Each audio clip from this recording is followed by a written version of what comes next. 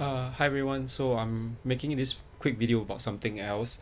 So I wanted to just put it out there, that I don't really know whether anyone's will probably agree with this, but I kind of realized this because based on what I actually learned from my travels many years ago, back when I was actually in Korea in Seoul for second week. Yeah, yeah, second week when I went traveling with my family, and I actually there's a long story. Cut a long story short, basically I had an argument with my brother-in-laws over something, and then I stayed back for one more week when my sisters flew back with their husbands and two kids back then. Was like 10 years ago, yeah. And I mean it's fine now. We are okay, but it was just some issue, and that's what happens when you travel with family sometimes. Not really your in-laws, and but the thing is fine. It's fine because one thing though that my one of the person that he had in the hostel had said during that particular second week when I actually stayed in that new hostel was that he told us that among the people who were staying over, the Asian guys, he said if you want to know whether a girl is worth dating, okay, he said look at the way, not the way she treats her father, but her relationship with the father.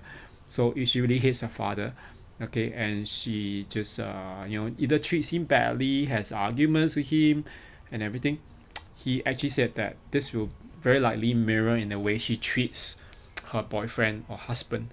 And it doesn't seem to be a very convincing argument at that point in time, because I mean we don't have, I mean from my point of view, I haven't dated much, so but I would think that most of the time, even my first ex, she was like, she was perfectly fine with the father, and everything. But I guess I haven't come across people who are very bad terms with their fathers.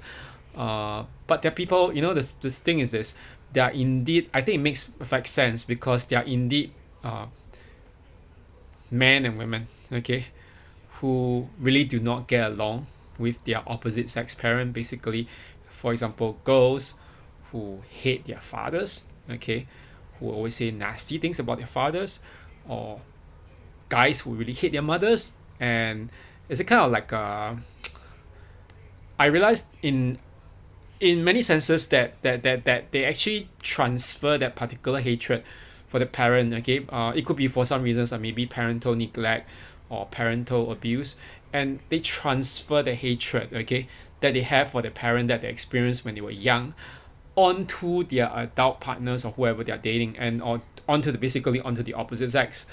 And so this leads to very very dysfunctional relationships. So I kind of realized this, and I said, you know what, that is called the parent wound, and there really such a is that's really such a term in psychology.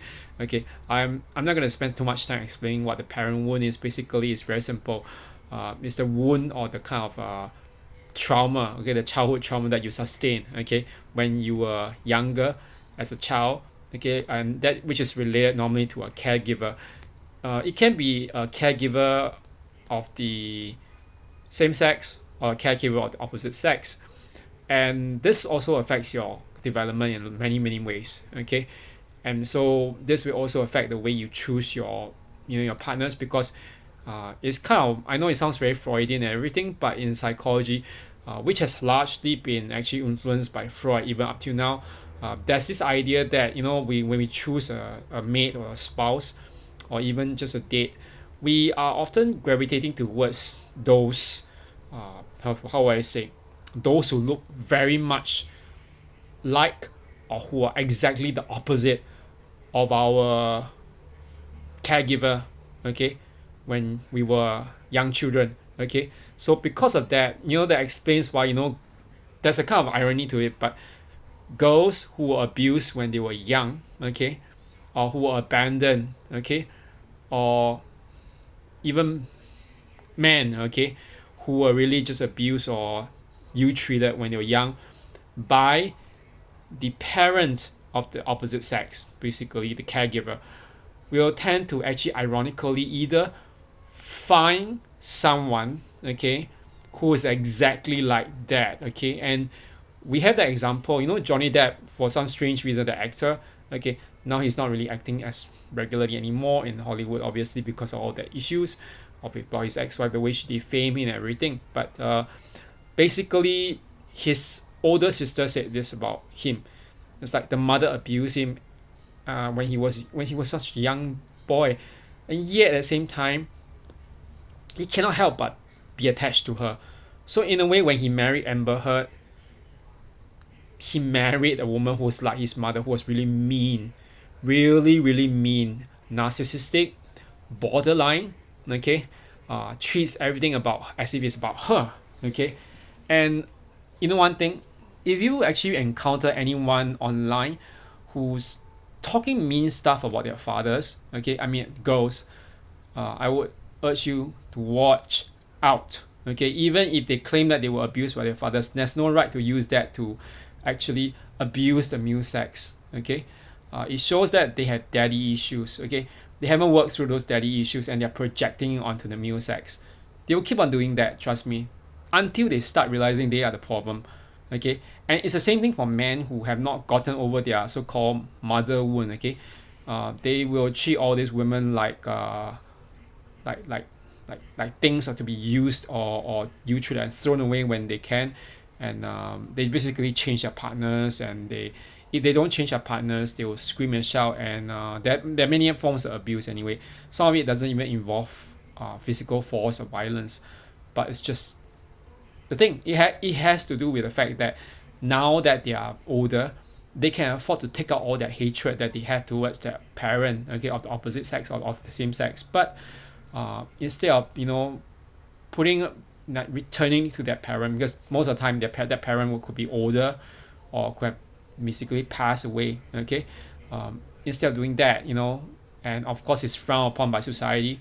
Instead of doing that in a kind of revenge upon your parent, they take their revenge out on the opposite sex or the same sex. Okay, and that reflects in their friendships, their romantic relationships, and yeah, it is just a very very telling sign.